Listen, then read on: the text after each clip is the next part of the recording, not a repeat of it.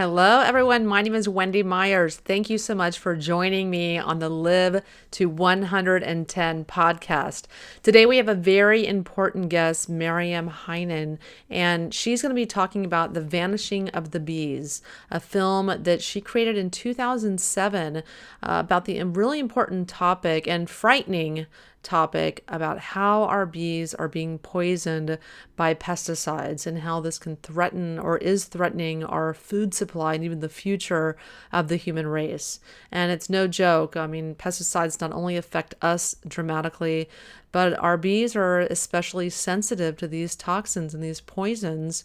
And it's not a joke. We need to really start protecting the bees and protecting our environment, and do that by eating organic food, not buying food that is being poisoned by pesticides. And we vote with our dollars, and the better choices we make in not consuming food that's not organic, the farmers hopefully will eventually go out of business if enough people raise their consciousness level and make better choices for themselves and their family. So we're going to be talking about these important subjects and more: how to heal autoimmune disease and CBD oil, a lot of other interesting topics on the podcast today. Please keep in mind this podcast is not intended to diagnose or treat any disease or health condition and is not a substitute for professional medical advice.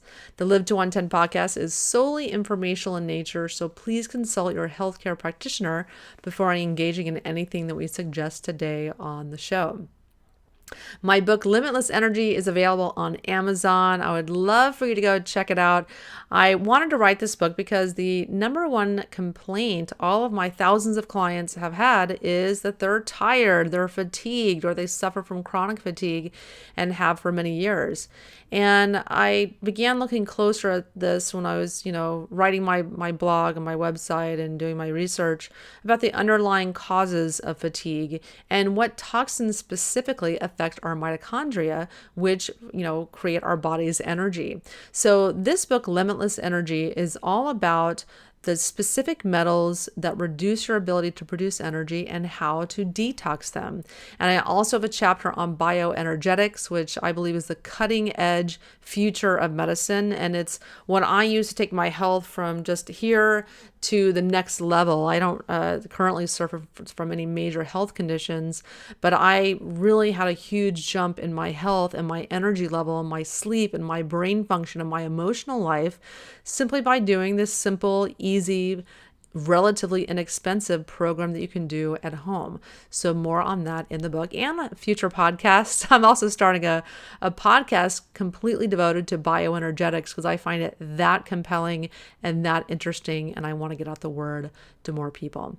But if you want to check out my book, you can get it on Amazon. It's a number one best-selling book on Amazon. It's called Limitless Energy. Our guest today, Maryam Henin, is an investigative journalist, activist, filmmaker, and entrepreneur. She directed the documentary Vanishing of the Bees, narrated by Ellen Page, and is co-founder of Honey Colony, an online magazine and marketplace aimed at empowering people to be their own best advocate. You can visit her site at honeycolony.com. Maryam, thank you so much for coming on the show. Thank you, Wendy. Happy to be here. Why don't you tell the listeners a little bit about yourself and why you ended up making a film called Vanishing of the Bees? Well, I'm an investigative journalist by trade and now studying functional medicine. So hopefully will be a bona fide health coach. I'm also activist. And I think it was 2002, I was hit by a Ford Explorer and almost lost my life, was dragged 50 feet and broke many bones. And I didn't die, and I wanted to do something that was greater than me, be in service. And then the bees literally flew into my life, literally and figuratively. Started having bee visitations and decided to pursue this documentary. In 2007 we started, and it took 5 years and now has become a film that's been shown all around the world and translated in 13 languages and still very, very relevant. I tell people that the film is still alive because the bees are still very much dying. And when did you find out that you were an environmental indicator for bees? Me, myself? Yeah. Well, it was only Or after like the bees. only after making the film was I myself exposed, ironically, to pesticides on several different occasions, and then was diagnosed with an autoimmune condition. And then it was last year that I discovered that I have multiple chemical sensitivity. So that's a condition where you're highly sensitive to any fragrances or anything that's toxic or remotely synthetic. And so, in a way, it is like being a honeybee where I can walk in and be like, oh, you have mold here, or oh, there's a gas leak. And maybe the average person doesn't pick it up. So instead of being dubbed a freak, I'm actually, it's like an X-Men, like I have mutant superpowers. Yeah. And it is like an environmental indicator. We should look to people like us. Um, as having a gift and being able to alert us to something that's going on that maybe our eyes or our nose doesn't necessarily pick up. Yeah, and so bees are very sensitive to our environment. New studies are showing that bees are sensitive to the neonicotinoid pesticides that are being unleashed in our environment without any study whatsoever. I think there's been studies done, but they're being like hidden from us. So talk about like why the bees are dying and what this means for humanity. Okay, so there are studies that show, I think what you mean is that there is no precautionary principle in the United States in that we put things on the market without knowing for sure what the repercussions are, like in other countries. And also with the Environmental Protection Agency, they ask the companies, the chemical companies, to provide the studies as opposed to having independent studies done. So obviously it's like the fox guarding the hen house, as we say. So these are at the crux of colony collapse disorder. Is now there's more than 800 studies since we started making the film back in 2006. So these are neurotoxins. They disable the bees' ability to forage, mess up with their navigational skills. And so here we are in a monoculture where everything looks the same anyway, and the bee is having these issues finding its way back to the hive, and a honeybee cannot live for more than 24 hours without her hive. And so then what ends up happening with colony collapse disorder is in a very short amount of time, you open up the hive and the bees have abandoned the babies and the queen, which is very unnatural in nature. And so I see that as a parallel to us abandoning Mother Earth, and we're living in an increasingly toxic world, as you know. Yes, absolutely. And so the bees are so essential to our environment, but I don't think people realize how much. And can you explain a little bit about that? Because we hear things in the news like, oh, there's some bees dying here and there, but I don't think people really grasp the gravity of the problem. Absolutely. I still speak to people today that are clueless to the fact that bees pollinate one in every three bites of our real food, and they are the most beneficial pollinators that we have. And so we focus on the honeybees, but now 10 years later, the bats are disappearing, the hummingbirds, other native birds, other native bees, excuse me, those are all pollinators as well, but we focus on honeybees because they are the most beneficial to us as human beings, but they're environmental indicators. And now I mean, if we really take a look at these systemic pesticides are being compared to DDT. It's also the 50th anniversary of Rachel Carson's Silent Spring, where she did talk about DDT and other toxins, and things have only gotten worse. When I say that we are the bees now 10 years later, we are being exposed to sublethal poisons on a regular basis, whether it's through the food supply, the water supply, the soil itself, products that we put on our skin. And there's something called chemical body burden that Western medicine doesn't really acknowledge. But just like with the bees, these toxins have been shown to synergize and become more toxic. The same thing happens within our human body. I just recently interviewed Erin Brockovich for a story on our water, and that alone, it's like, here's a glass of liquid cancer. Cheers. Yeah. The crap that's in the water alone is frightening. Yeah. Yeah, it is. I mean, I write about toxins and I have for about 5 years, and it's shocking. I mean, we know from many, many, many studies and new illnesses that are showing up that we've never seen before, ones that the doctors don't recognize, that these toxins are the primary underlying cause of disease and one of the primary drivers of disease. And we're not only unfortunately killing ourselves, but killing our bees that are feeding us. And so what is, do you have any maybe information or statistics on like how many bees are dying or what have you? Well, it's been typically 40% for commercial bee, 40% commercial losses. But let's take a look at, if you have a healthy hive, there's about 50,000 bees. And the queen is constantly repopulating. She's laying about 2,500 eggs a day. And so it can give the semblance that there's nothing wrong. Also, what beekeepers do is they'll take a hive and they'll cut it in half, and they'll take a queen that is artificially reared, and they will insert it into the hive. And so they'll take one hive and make it into two, and now they can split it, they're called splits, into four. And so it can give the semblance that the bees and journalists who write misinformation out there say that the bees are coming back more than ever, but that's not the case. Mm-hmm.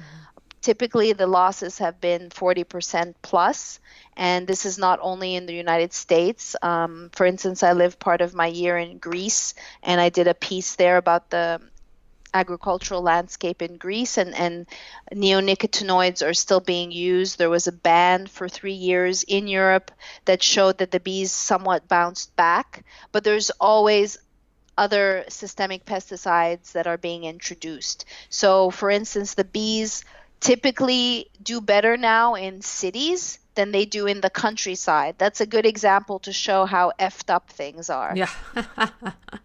And is this a problem in Europe as well? Because I know in Europe they do protect their citizens more than we do here in the United States. Our governments are bought out by Monsanto and some of the other makers of these pesticides.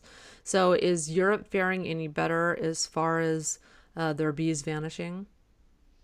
Yeah, like I said, they had a 3-year ban that helped, but Europe is also having issues with colony collapse disorder. And just to clarify, we love to hate Monsanto, but in this case, it's Bayer Crop Science that makes the systemic pesticides. Of course, they're going to be merging, which is perverse and just unheard of, crazy, a $66 billion merger.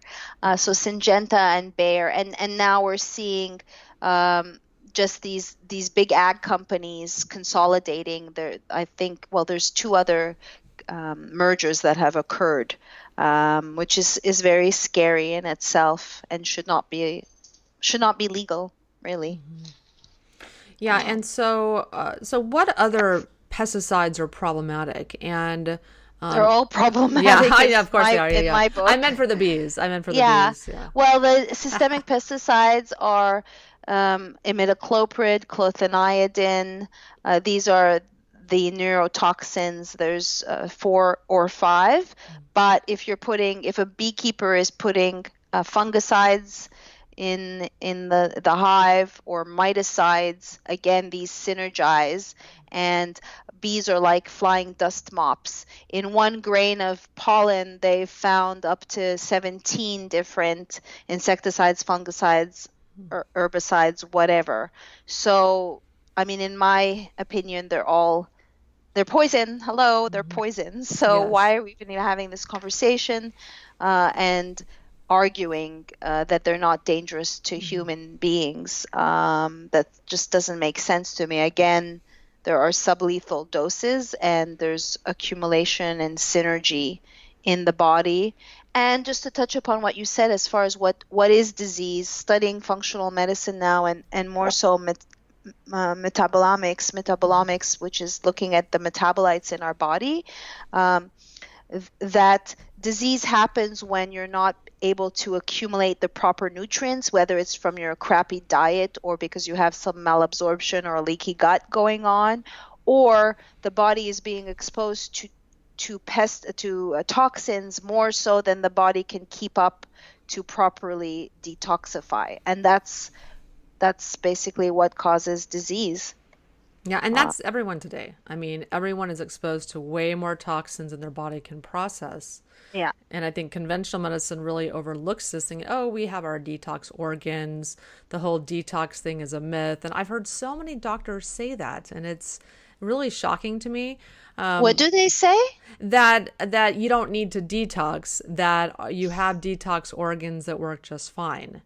I've heard a lot of doctors say this, and No. it's scary. They just haven't studied it in depth. Anyone that says that. So what can we do?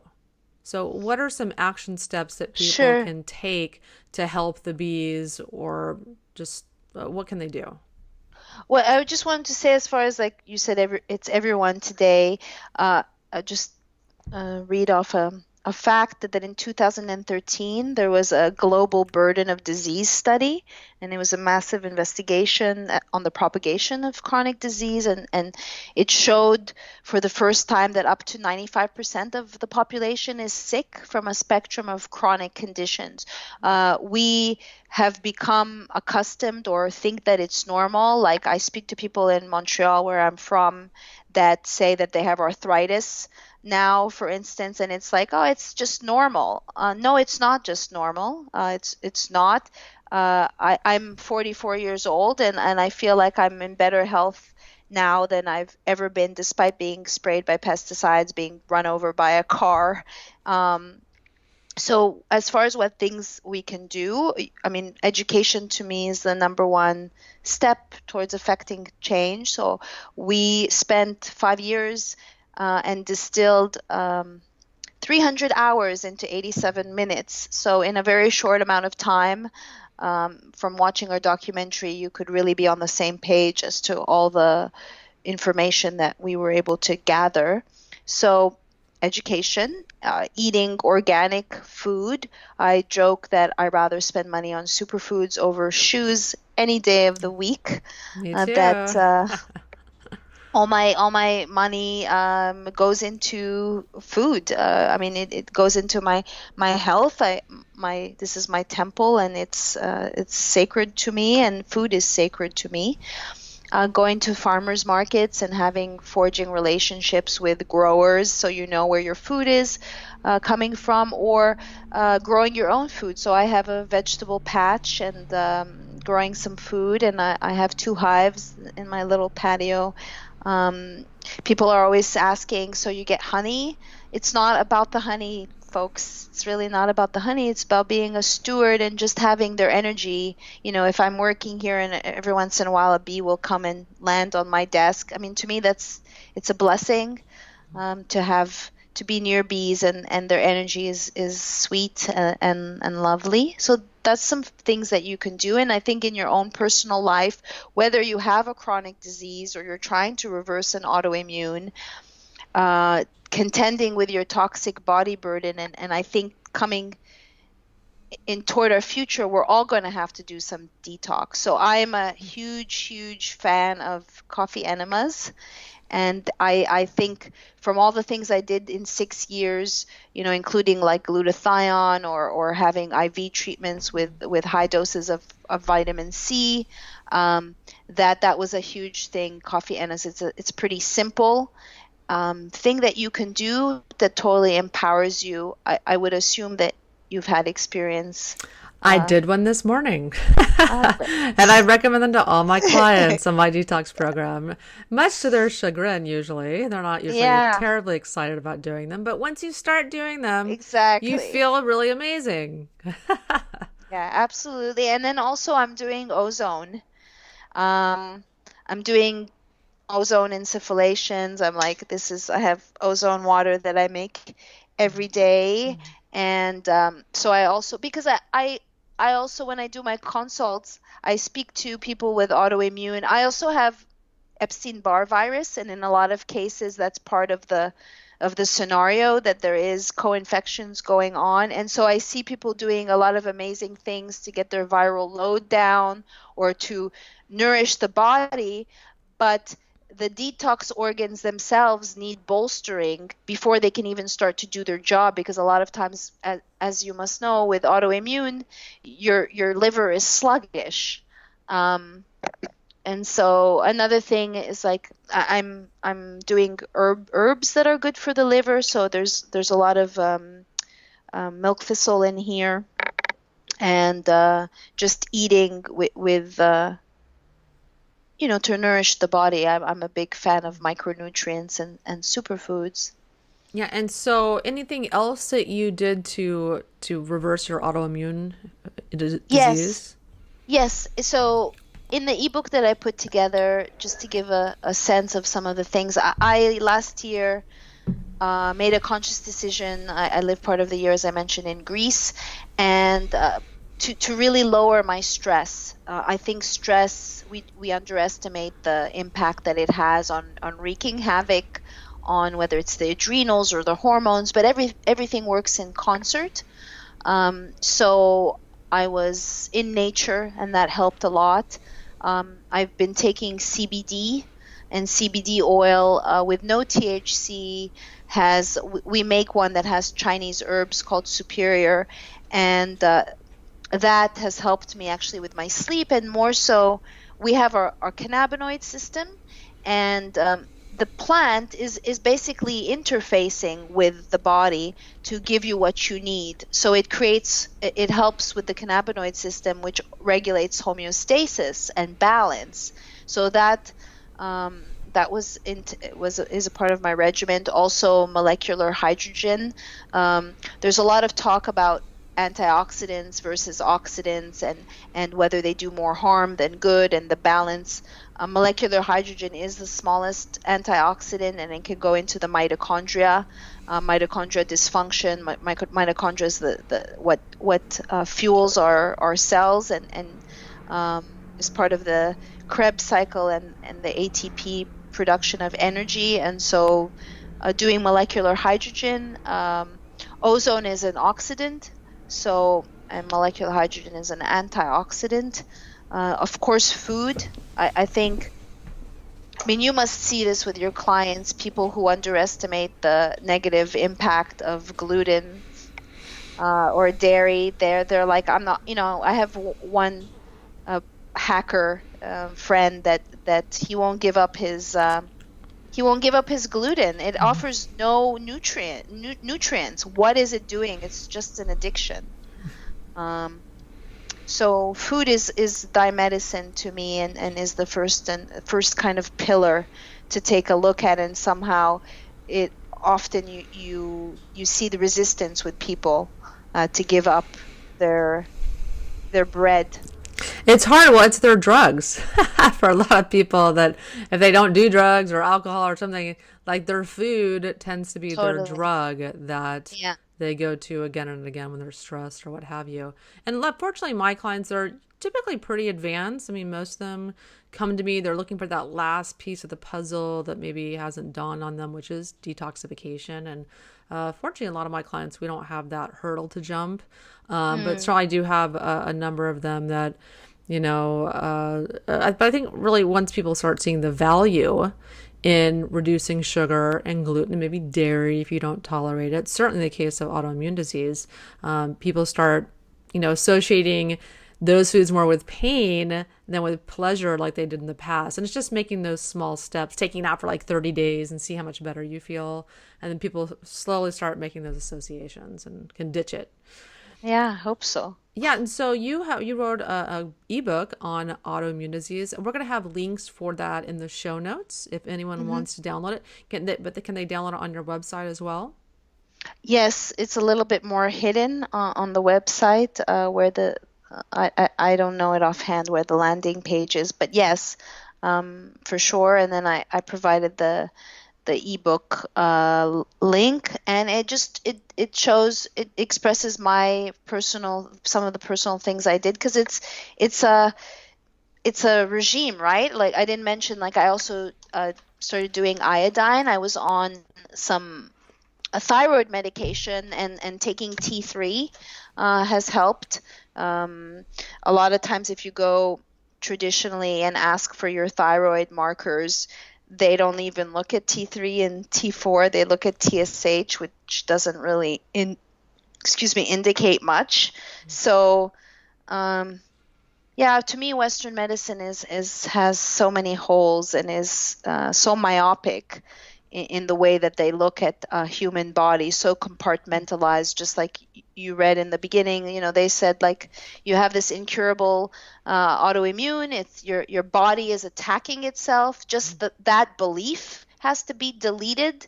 It had such negative repercussions, because honestly, think about it. If my body is attacking myself, I can't trust my own body. Mm-hmm. Who the F am I going to trust Yeah. if I can't, if my own body is turning against itself, when in reality, I've come to realize how amazing our bodies are, and we just need to assist and give the right climate for the body to heal.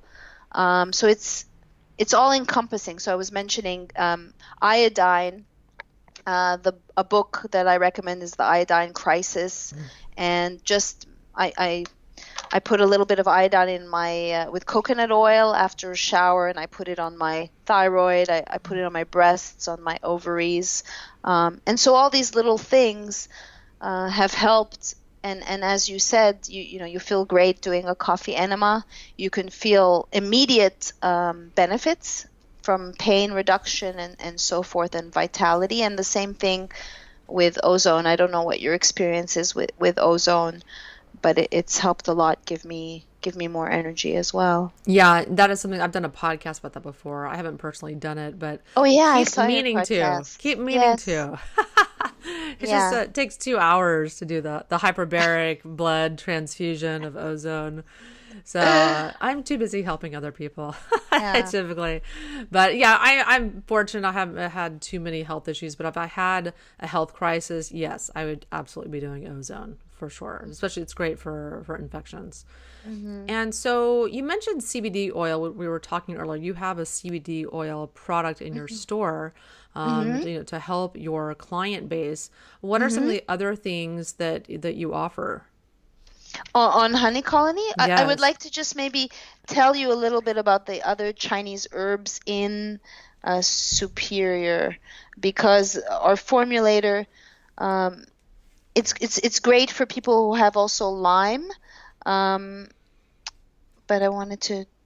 There's Szechuan teasel root, which is great for the liver and the kidneys. There's Dongshen root, which is a qi tonic, which is also antioxidant and a neuroprotector. There's astragalus. There's white peony, which is very kind and on the body and calming and helps with inflammation.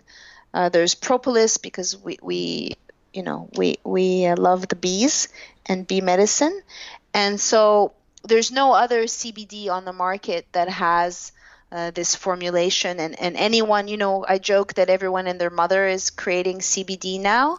Yes. However, people don't know what to ask for. For instance, the cannabis plant is bioremedial. They actually use the cannabis plant to clean the soil of toxins. It pulls whatever in the soil. So if you're not dealing with an organic plant, then you're imbibing all these heavy metals and toxins.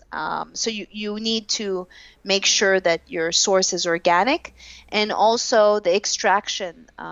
Sometimes they use toxic ways to extract. So, they use hexane or butane. So again, if you're taking a medicine to help you, you don't want to be taking one that that use toxic methods to extract the CBD. And in reality, if we weren't living with prohibitive times, we would be using a little bit more THC, because it's the whole synergy of the plant. The universe, God, whatever you want to call creator, meant the plant to work in a synergy. And what the pharmaceutical companies are doing is that they're creating a synthetic extract and isolating, and that's what Western medicine does. It doesn't look at things in a holistic manner. So so CBD and on Honey Colony, the whole thrust of the site is to empower people to be their own best health advocate and to put honesty back into the food supply. So we have a lot of solid information and articles that are sourced. We're not into Cosmo fluffy BS, as I like to say. Me neither. There's a lot of that around. And then all the products, we say that they're simply transformative products to replace everyday toxic mainstream products out there. Whether it's people don't even know that, let's say, underarm deodorant can lend to cancer, or you have to wonder with all the sunscreens out there, why is it that there's growing number of skin cancer? It's because a lot of the ingredients are toxic and actually give you cancer. Yeah. So it's almost a joke. The joke's on us and all the companies making money off of our illness. And so, that's really interesting with the CBD oil. I haven't heard of one with herbs in it, with healing herbs. That's really interesting. I use CBD oil to manage my lower back pain when I was having some inflammation there, and really, really helped me a lot. And do you have any other kind of interesting products that you offer? Any bee products, anything like that? Oh, we have a product called Equilibrium, and it's a super food. It's very popular. This one is tailored for energy. We're going to have one that we're rolling out for clarity that's more of a nootropic. So if you do use superfoods, you know that it's expensive. So this superfood has a honey as a base, and then has everything. I mean, ginger, turmeric, phytoplankton, algae. So it has all the superfoods, the royal jelly, propolis, bee pollen in there, and the honey serves as a delivery mechanism. So that is a super yummy product that people use to get a little bit extra energy and verve, and that's called Equilibrium, and it's also very popular. And then we have Silver. I would say Silver and CBD are our best sellers. Silver, we're living in a very real antibiotic resistance epidemic. So for instance, for me, I was getting urinary tract infections on and off for 16 years. Oftentimes when you get one, then you get subsequent. It's the second most common infection in women. It is related a lot of times to Epstein-Barr, or let's say lupus, because lupus, it can attack a certain organ. In my case, I have issues with the liver, with the bladder. It's super sensitive. So since taking Silver, I myself have not taken any antibiotics in 5 years. I have not had one urinary tract infection. We sell a silver healer where you can actually make the silver at home. And if it's part of your, if you're part of your regimen, let's say you're getting rid of biofilms because you have Lyme, or you're strengthening the immune system. And then we have a super concentrated, chelated version called Silver Excelsior. It used to be called Silver Surfer, but Disney didn't like that because they have a Marvel's comic called Silver Surfer. So yeah, silver is huge. I mean, and the antibiotic resistance epidemic is worldwide because of the abuse and misuse of antibiotics. It's That's why I use Manuka honey. I love Manuka honey for infections. Nothing better than our bee products, Manuka. And so tell us anything that like what can someone expect when they watch The Vanishing of the Bees? Well, they can expect to learn a lot. Like I said, we condensed 300 hours in 87 minutes, and they can get a sense of, I mean, the honeybees have been around for millennia, and they're ancient creatures. They also represent the sacred feminine. So you could learn a lot about the ins and outs of modern agriculture and open your eyes to that. And then also to the kind of backstory of what everything the bees symbolize. So I kid around that all roads lead to bee.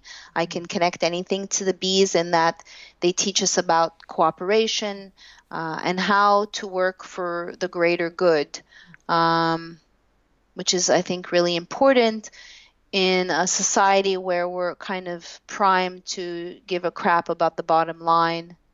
And right now we celebrate our consumer decisions as what identifies us, our labels and stuff. I personally, I guess, would be dubbed eccentric and don't really give a crap about the matrix and all the superficiality that it promises us. So I think watching the movie can really educate you. There's definitely a consciousness that's been raised. If I look at 2007, just in my own personal life, of the consciousnesses that have been raised, and I think so we're a lot more aware, and we have to continue to be aware and to come together as bees to fight. Because in reality, what are we doing? We're paying more money not to get poisoned, right? Isn't that how? Backwards. Yeah, it is. So I think more so than ever. And I think, Wendy, that people are getting stupider by the day. And I mean, it sounds like, when I say that, there's like, for instance, an article in The Atlantic that showed 10 toxins, I think lead and arsenic being one, chlorophos, which is a pesticide, that scientifically show that they rob us of IQ points. So if you look at that plus Coca-Cola and all the junk food that people eat, I'm not joking when I say there is a dumbing down of our consciousness, and people are not using critical thinking and thinking outside the box. And so to me, again, food is medicine. I'm adopting more so now a ketogenic diet, where I'm eating a lot of high fats. I'm not a vegan or a vegetarian. I have so many allergies, and I believe, of course, in organic food that's humanely raised.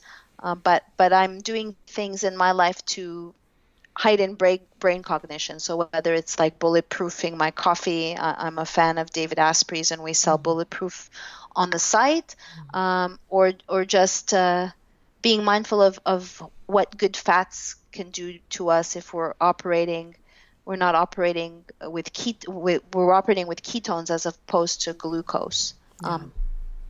Yeah. I have a question I like to ask all of my guests. I have a feeling I know what the answer is going to be. But what do you think is the most pressing health issue in the world today? So would you mean a condition? Really anything, whatever thing you think is impacting our health dramatically in the world. What do you think is the most pressing?